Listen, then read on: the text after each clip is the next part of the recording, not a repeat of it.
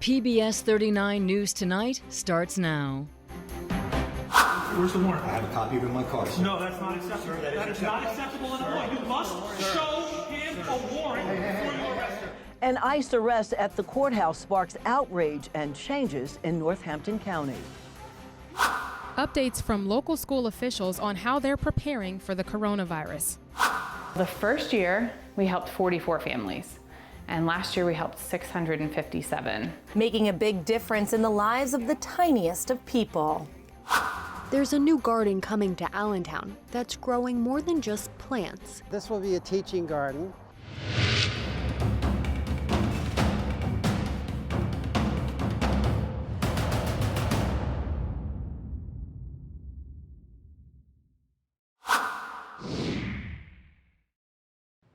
With the coronavirus starting to hit the U.S., schools are working to make sure kids and families are prepared. Some schools in Washington state closed because of coronavirus deaths, and people in different parts of the country are currently being monitored. So today we sat down with local school officials to find out how they are monitoring the situation. You have to make sure you get the facts straight. The facts on the spread of the coronavirus can come from the Centers for Disease Control and Prevention or the Pennsylvania Department of Health, according to Bethlehem Area School Superintendent Dr. Joseph Roy. And that's the information we'll make sure we get out to parents. The Bethlehem Area School District recently sent out information letting families know they are taking precautions. The Phillipsburg School District sent a similar letter as well. Now, the CDC reports there are a total of 60 cases in the U.S., 6 deaths, and 12 states are currently reporting confirmed cases. Pennsylvania, however, is not on that list. Now, locally, 1 person is being monitored in Bethlehem, and roughly 10 to 12 people were being monitored in Bucks County as of Monday afternoon.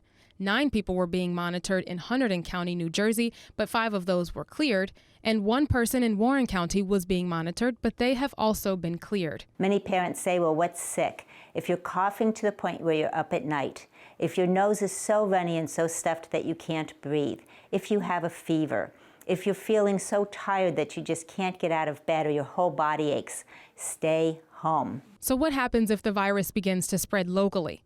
Dr. Roy said the district has a group of community and school officials to make sure schools can still function if key people are out sick. We have a pandemic plan that we're updating, and we have all the different departments looking at that piece of the plan, and then we'll be coming together to update and make sure we have a game plan should we get to that point. Hawkins said while it's important to keep an eye on the coronavirus, it's also important to remember to protect yourself from the flu. The flu is very much still here as well, and it's killed over 100 children in the United States and well into the thousands of people. COVID-19 is scary. It's new. But many people who get COVID-19 will have mild cases of it. Some won't even have symptoms. Some will get much sicker, and some will, unfortunately, die.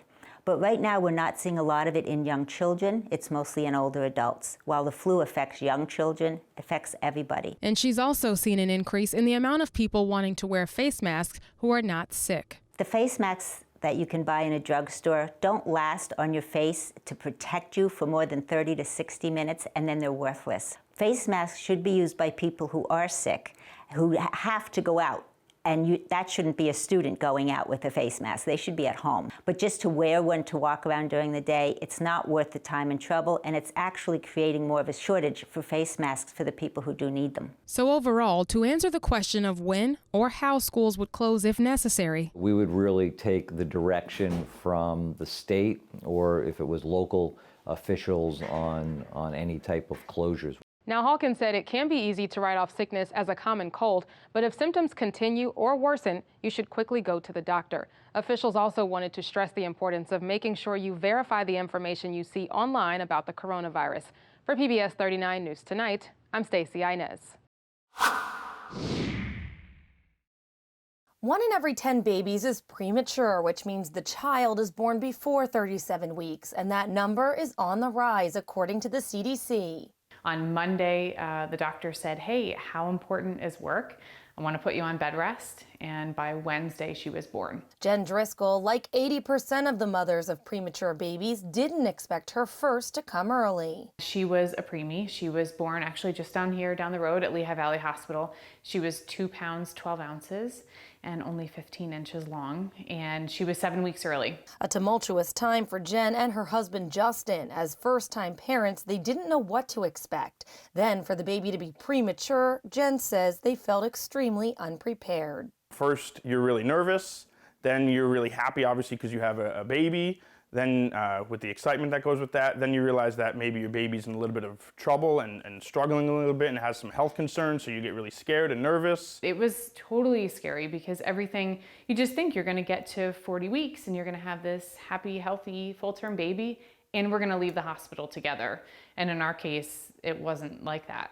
4 years later, the scary scenario would play out again as their son, Aiden, came into the world at 36 weeks. I would say we were kind of expecting. It's just that, like, mom inner feeling, I thought, oh, this is going to happen again, just given what we went through with Lily. But a simple act of kindness during those hard times changed the couple's path in life. A neighbor across the street had provided us with some paper products and some food, and that was really where the idea came from. With her reaching out to us and family and friends helping us with the nursery, we just decided, wow, this is what we want to do. We want to give back for what we have. And so Lily's Hope Foundation was born. The first year, we helped 44 families. And last year, we helped 657. That's newborn. Justin and Jen, along with her father, created an all-volunteer grassroots nonprofit providing resources to families with premature babies with the namesake of their beloved daughter. Every package of Hope is customized, so it's not just like a small item that's on the shelf that we're providing to them. We are providing them with items that answer their emergency needs, the diapers, the wipes, the preemie clothes that they can't find, or micro preemie clothes. Also, we do double strollers sometimes for moms and dads that are bringing babies home on a ventilator. So the baby's in one part and the ventilator's in the other. Any of these emergency needs where insurance doesn't fit, that's where we step in and we're able to help them. On top of providing care and comfort for these families, Jen found time, along with her daughter, to write a couple of books giving families tips on coping during these hard times. We've been there, right? We've been there. We know what this is like. We understand the daily in and outs. And I would say, probably looking back at myself, I would say, listen, you can do this. You're stronger than you think you are, and things will work out in the end. Hey guys. Her kids are now 12 and 6 and are both following in their parents' footsteps, playing a role in the foundation. There you are. They absolutely love working for the foundation. Everything from passing out flyers at events, to putting packages together, to going with us on deliveries. Not only is it a learning lesson for them in life about giving back to the community and being part of something bigger and paying it forward, but it's also nice because it's kind of like a full circle moment for them. You can't be more than 4 pounds in that picture, I bet. To be able to know what I went through, and then to know that they're going through the same thing, and know how many problems I had growing up, and know that they're going through the same thing that we all went through. It's just an amazing feeling because it was such a hard time for them. And so knowing that we can help them make their life easier is just an awesome feeling. With the rate of premature babies climbing, the Driscolls' work is never done. No, darn you. Currently, they are getting ready for their first fundraiser of the year, which will also celebrate the 501c3's 7th anniversary. The St. Patrick's Party for Preemies is Friday, March 13th at the Hotel Bethlehem, and more information can be found on PBS39.org. For this health report in Salisbury Township, Lehigh County, I'm Brittany Sweeney. Papa, it's Hershey. Fine, love you. PBS 39 News Tonight. Good evening, I'm Monica Evans, and this is The Rundown. Northampton County's executive has issued an order that prohibits the arrest of undocumented immigrants without a warrant. Lamont McClure issued the order today, one day after video surfaced on Facebook of an Immigration and Customs Enforcement agent taking a man into custody in a courthouse hallway. When the man's attorney objected because the agent didn't show a warrant, the agent said he was making a, quote, administrative warrantless arrest. McClure's order requires ICE agents have a warrant signed by a federal judge before taking someone into custody. It also states the county will only hold people who are in the country illegally for 48 hours after their case is resolved or adjudicated, and only if the county is in physical possession of an ICE detainer. We don't want to interfere with the federal government's ability to enforce our national immigration laws. We think that is their responsibility, and we think it's an important responsibility they have. But we also want folks who are involved, even undocumented folks who are involved in the judicial process in Northampton County, to have basic due process rights. McClure said he was prompted to better define the policies after the video was posted by the immigrant advocacy group Make the Road Pennsylvania. Joshua Fulmer is an Easton attorney who represents the man arrested yesterday.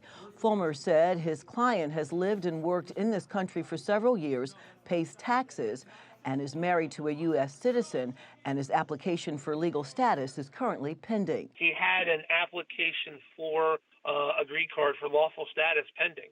He literally just had to resolve the case, which we were there to do that day, be interviewed by Homeland Security, and he would have then had lawful status. He would have had to wait 2 years and then would have been able to apply for citizenship. The 32-year-old client, according to Fulmer, was in court to work out a plea deal for a 2-year-old drunk driving arrest, the only blemish on his record since coming to the United States as a teenager. The attorney says his client is now being held at York County Prison, and lawyers are working to secure his release. He has done everything that's been asked of him. He's done everything right to obtain lawful status and to become ultimately a contributing citizen to this country. And I think that's what made yesterday so devastating. A bill was introduced today to ease the burden on humane societies. State Representative Peter Schweier says humane societies, who are largely funded by donations, often exhaust their resources caring for abused animals. In order to relieve that burden, Schweier wants to establish an animal cruelty investigation fund. The fund would help cover medical, food, shelter costs for animals and to train Humane Society police officers. We should note Schweier is up for re-election and being challenged by community activist Enid Santiago. The Montgomery County Department of Health and Human Services is looking for your help to create a strategic plan. The department says it will host 6 town hall meetings to get public input on its priorities. To register for a session, contact the Health and Human Services Department at 610-278-3677. And finally, Girl Scout cookie sales are on the home stretch. Sales end Sunday, March 8th for what has been a banner year. A spokesperson for the Girl Scouts of Easton, Pennsylvania, says sales are up 25% over last year. We're told the spike has been driven by a new cookie, Lemon Ups, as well as the end of the line for a cookie that's being retired after this year, the Thanks-a-Lots. Thin Mints are also popular, actually the number 3 seller in the country for all cookie brands. I'm Monica Evans, and that's the lowdown on the rundown. Unfortunately, it's all hand labor, but it is a labor of love. Paul Nahodil is digging up land at the Penn State Extension in Allentown, part of a brand new project that aims to help feed the hungry and teach others how to feed themselves. Education is what we're in the business of doing. The garden will be a classroom. This will be a teaching garden where we hope to bring in people, teach them how to plant flowers and vegetables from start to finish. Paul's not the only one. This garden is the launch of a project that's a partnership between the Penn State Extension and the Barn Community Garden, a nearly 10-year-old interfaith group that gardens for a cause. All the produce that we produced, thousands of pounds each year, went to the food insecure of the valley. Food donation will be a core piece of this project, as will educating the general public on how to grow their own food. Last year, 3,200 pounds of food harvested from the Barn Community Gardens fed members of this community, who otherwise might not have had fresh fruits and vegetables. A lot of folks are in food deserts here in the Lehigh Valley. In a lot of our downtown areas, folks are not necessarily growing their own produce, and they don't have the availability of as much fresh produce. So how do we get them to get more fresh produce? Well, we teach them how to sow seeds. Many of these volunteers are master gardeners, official titles they get after training with Penn State on sustainable practices, among other things. That was a long-time goal for me. Susan Wilson, a high school science teacher,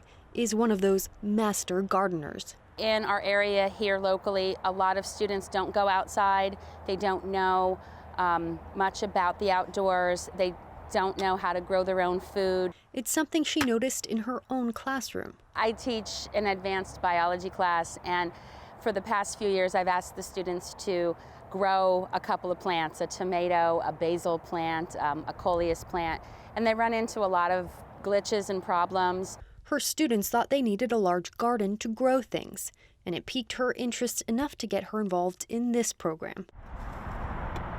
Part of Nahodil's hope for this teaching garden is that it makes home gardening and growing your own food feel accessible, and that when people come here, that they can see it and they say, well, you know, I can do this. Penn State expects plants here to be growing by spring, and that classes will start this fall. Anyone interested in learning about the garden can visit PBS39.org to learn more. In South Whitehall Township, Lehigh County, I'm Chloe Nouvelle, PBS 39 News Tonight. Celebrating Jim Thorpe's new ice rink. Next year it's going to be bigger and better. Mother Nature, please help us out next year. How many minutes will you read? This March, for Reading Awareness Month, Lehigh Valley Reads is asking our community to collectively read 1 million minutes. So join us and our mascot, Corey, for the Million Minute Challenge.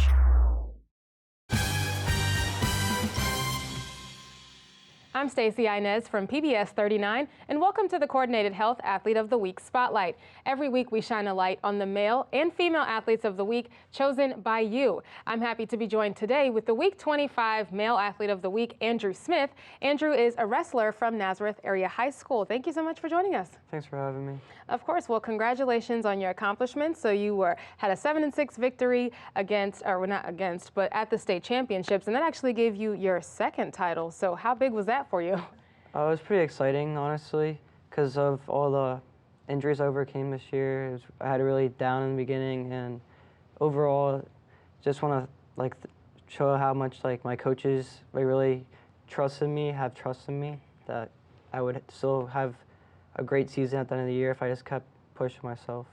Awesome. And you mentioned the injuries. So you had a hand injury, and then you said an LCL as well. So yeah. How was that process for you, sort of bouncing back? It was kind of hard. I went through some down times. Didn't really want to be around the wrestling room for a couple of weeks. Didn't want to talk to anyone about it. But once I started getting better, I came back and just pushed myself. But it was hard because I was so far behind everyone else. And now I'm just really grateful that I'm all healthy, and there's only one more week left, so that's pretty cool. Nice. Well, that's a great comeback story. And I mean, you've been wrestling since the 4th grade, so maybe this was really a time to sort of prove that you actually do have a love for the sport. Yeah. I've been living in Nazareth since I was born here, and just going through 3 different, the midget program, which is K through 6, and the middle school, 7th and 8th, and now in high school. It's just really awesome that my journey throughout Nazareth wrestling, I guess. Nice, that is awesome. Yeah. And so at Nazareth, also on the school side of things, so your favorite subjects are history and English. So tell me how you're balancing just working in school, because I know wrestling is a huge focus for you. So how are you working the two together? Just the teachers there are amazing. They make the subject so much fun and easy to learn. And the wrestling and the school part is kind of hard, but you get used to it after a while. Absolutely, that's understandable. I mean, after you're doing it, especially as long as you've been doing it, you can kind of get into the groove of things. Yeah. Nice. So going forward, let's talk about your possible career path down the line. What are you thinking for college and in a future? I'm still undecided, but I want to wrestle in college. I was going to figure that out after the season just so I can get a couple more offers. And for a major, I'm not really sure what major it falls under, but I wanted to be a chiropractor. possibly. That is awesome. Well, best of luck to you there. And then if you could look back, if you had any advice to give to maybe some young wrestlers who might want to be in your shoes one day, what could you say to them? Just stick with it, because it's going to be, you have some hard times. You're not going to be good right away. It's going to take a while and a lot of hard work and dedication. And you certainly know that firsthand. Well, thank you so much for coming in. And of course, congratulations and best of luck to you in your future. Thank you.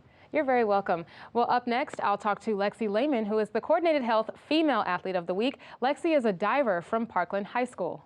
Lexi, thank you so much for joining us. Thank you for having me. Of course. So right now you're ranked 5th in the state for diving at Parkland. So tell me a little bit about some of the highlights that you've had over the season. I know states are coming up this in a week and a half.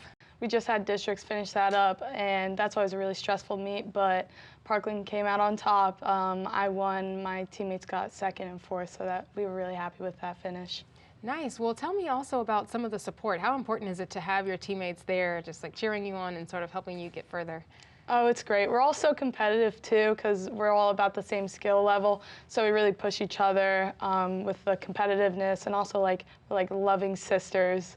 So it's great. That is nice. It's always good when you can be more than just teammates. I think it helps when you're actually in competition too. So that's good. And then also, let's talk a little bit about some of the things you're looking forward to. So with states coming up, what are some of the goals that you have right now? Well, I finished 5th last year, so ultimately I'd just like to improve on my placing.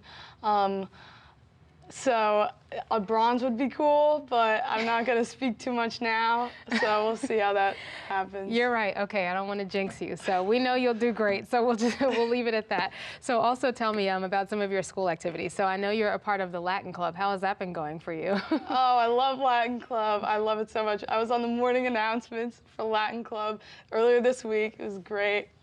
We do a lot of fundraising for the community. We donate a lot, so it's really great. Nice. Okay, so what were you on the morning announcements? What were you just announcing the club or what? It was World Language Week, so I dressed up in a toga and spoke Latin in front of the whole school to promote Latin Club. Nice. Well, hopefully you guys get some more members after that for sure. And then I know you also volunteer as well, so you spend time at nursing homes? Yeah, nursing homes. I like to bring the patients down for their appointments. We have to remind them of their appointments and bring them back. I just think they have great stories to tell, so I love listening to them. That is true. Have you ever tried playing bingo at nursing homes? I have not, but they get competitive over it. Yes. I'm scared. Oh my goodness. They do. Well, look, the last thing, of course, and the most important, so you've committed to dive at a university, so where are you going?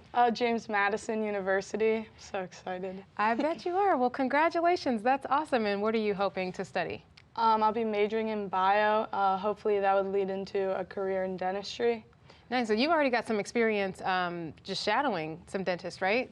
Yeah, absolutely. I love the component where you can help people, and it's also like a artistic form because you have to make it look nice, so everything together just works out really well for me. Well, best of luck to you at James Madison and then going into your future career as well. Thank you so much for joining us. Thank you for having me. Of course. I'm thrilled to announce the Week 26 nominees for the Coordinated Health Athlete of the Week. Here are the male nominees.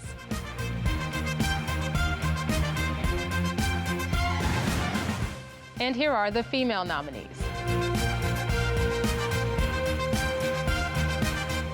You can vote from now until 9 a.m. on Thursday at the Morning Call website or at ch.foundation. So we'll see you again on Tuesday night at 11 as we talk with the Week 26 winners, keeping you up to date on local high school athletes who excel in and out of the classroom.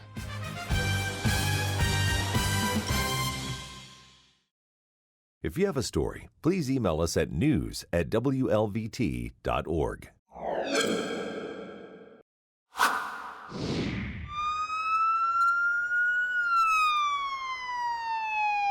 Lehigh Valley Phantoms mascot Melvin arrived in style to Sam Miller Field in Jim Thorpe yesterday.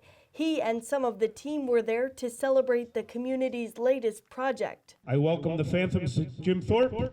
You can take a dip later, or we can have a skate. Although this year's weather has not been ideal, this ice rink will be here and free to skate for many years to come. I know my grandfather Sam Miller is proud of today. The Jim Thorpe Community Athletic Association and others who live in town decided to do something for the kids. When we moved here, I saw the kids in my neighborhood. They were just walking around. I'm like, what do you guys do in the wintertime? And they're like, well, there's nothing to do. So for the past few years, it's really bothered me because I know that, the more active you are as a child, the more healthy you are as an adult. This all started December 15th. And by January 20th, we had an ice rink up.